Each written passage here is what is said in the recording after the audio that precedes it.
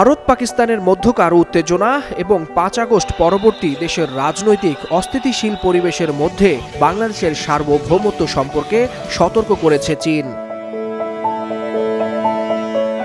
বাংলাদেশের সঙ্গে সম্পর্কের ৫০ বছর পূর্তি উপলক্ষে বৃহস্পতিবার ঢাকায় আয়োজিত এক অনুষ্ঠানে এই সতর্কতা জানায় বাংলাদেশে নিযুক্ত চীনের রাষ্ট্রদূত ইয়াও ওয়েন।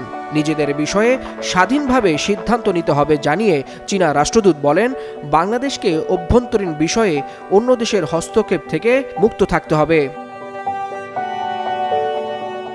অনুষ্ঠানে রাষ্ট্রদূত ইয়াও বলেন, সব ধরনের সন্ত্রাসবাদের বিরোধিতা করে চীন। পাক ভারত চলমান পরিস্থিতি নিয়ে উদ্বিগ্ন তার দেশ।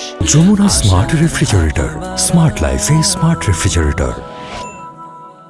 পরমাণু শক্তিধর দুই দেশের মধ্যে চলমান পরিস্থিতি শান্ত করতে উভয় দেশকে কাজ করতে হবে, কমাতে হবে উত্তেজনা। পেহেলগামের ঘটনার নিরপেক্ষ তদন্তের আহ্বান জানিয়ে মিস্টার ইয়াও বলেন, এমন সংকটময় সময়ে চীন সবসময় সত্যের পক্ষে থাকবে।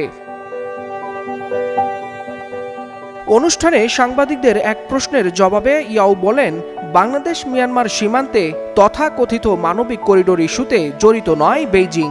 এটি জাতিসংঘের সংস্থাগুলির দ্বারা রাখাইন রাজ্যে সংঘাতে ক্ষতিগ্রস্ত মানুষের জন্য মানবিক সরবরাহ পৌঁছানোর একটি উদ্যোগ। চীন সর্বদা প্রতিটি দেশের সার্বভৌমত্ব এবং আঞ্চলিক অখণ্ডতাকে সম্মান করে।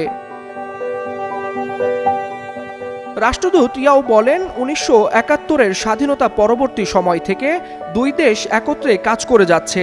সামনের দিনগুলোতে এই সম্পর্ক আরও দৃঢ় ও গভীর হবে। দুই দেশের সম্পর্ক শক্তিশালী করতে বাংলাদেশ ও চায়না ঐক্যবদ্ধ, সেই সাথে বাংলাদেশের সার্বভৌমত্ব রক্ষায় চীন সবসময় পাশে থাকবে বলেও অনুষ্ঠানে জানান চীনা রাষ্ট্রদূত। ওয়ালিউল হাসানাত, যুগান্তর নিউজ।